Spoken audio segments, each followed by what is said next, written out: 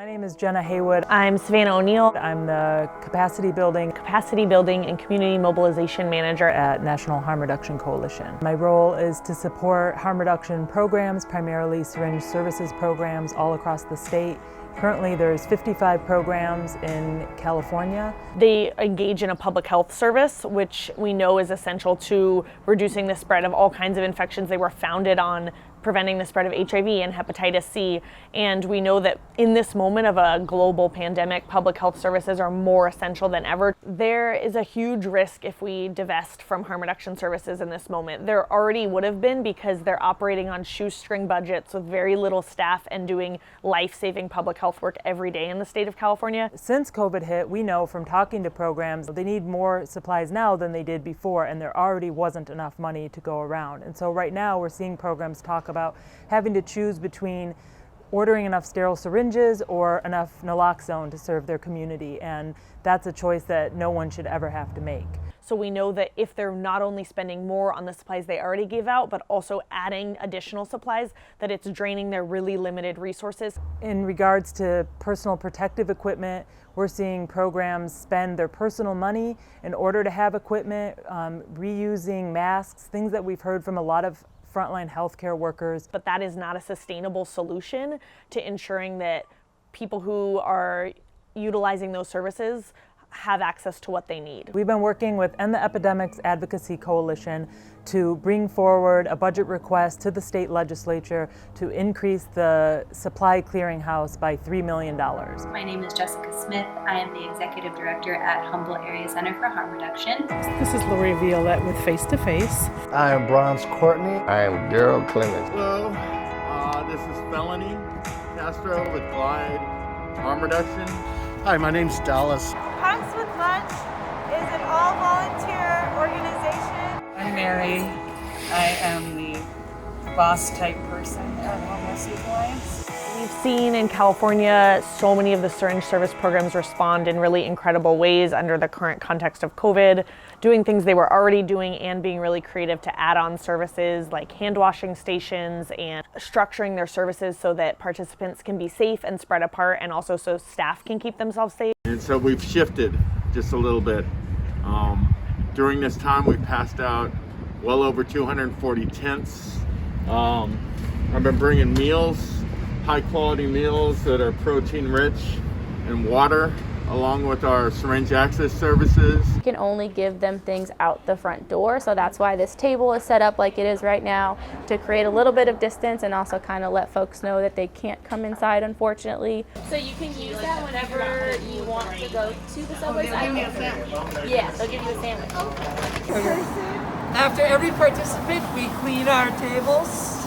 With the COVID-19 concern, we are providing delivery service.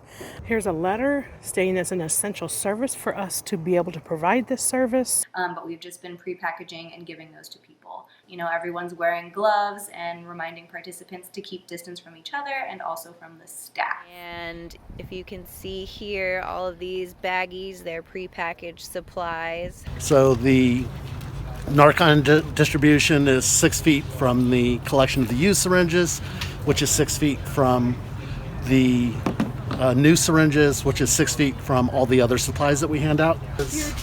Our new syringes that we give out, on average we do 22,000 a week. We just throw out 4 or 5 of these. And this right here now is what we're giving out. We'll go from the condoms to the snacks, some razors. Got some hygiene over here, some wound care.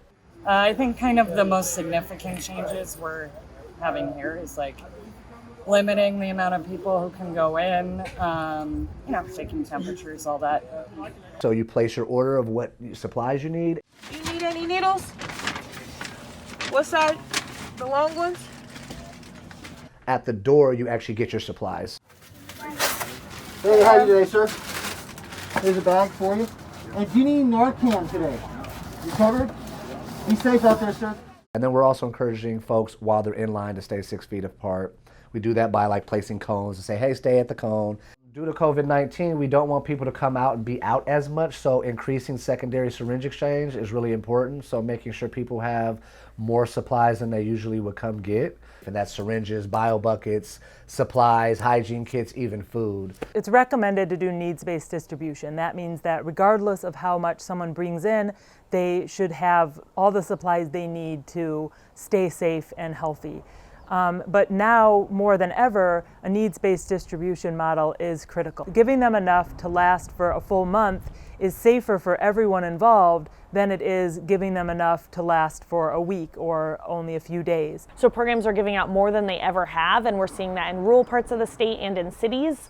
And in order to do that, they need to have the funding to really give out adequate supplies to people. And just because of the realities of COVID, drug use doesn't stop, people's exposure to harms don't stop. We have evidence of places that didn't have syringe access that had spikes in HIV, which we haven't had in California related to injection drug use for a long time.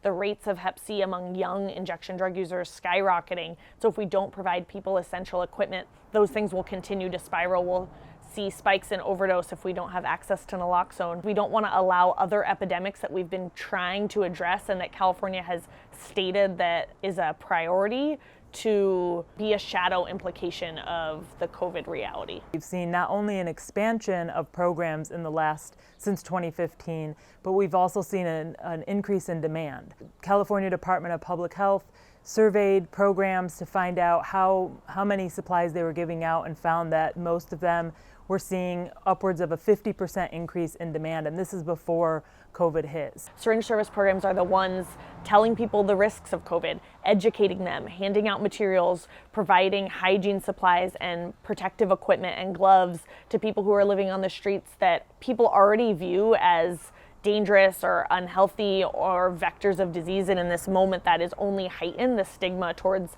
people that are living outside, and so they provide a critical infrastructure, and that already exists. We don't have to create a new infrastructure. If we just support that, it will serve not only drug users but people who are most vulnerable to structural harms. Harm reduction programs are so well suited for this kind of work because they've done the thing that unfortunately so many other medical providers and so many other healthcare services have not been able to do, and that's build the trust with the community that they serve. We're here when it's 110 or when it's raining and cold. So just hang in there and kick ass like we've always done. Yeah, just like checking in with groups of people and like seeing what they need and helping them have an understanding of what's really going on, and letting them know like what little services are available to them that are still operating, because most places are not operating at all. Like I say, there's no way you cannot care for people like this. It's not in this day and age. Like I say, now we got the distance. Maybe if we'd started off like this, you wouldn't care so much. But that's not how our society is. So this is, you just miss having your people around. That's about the best I could say.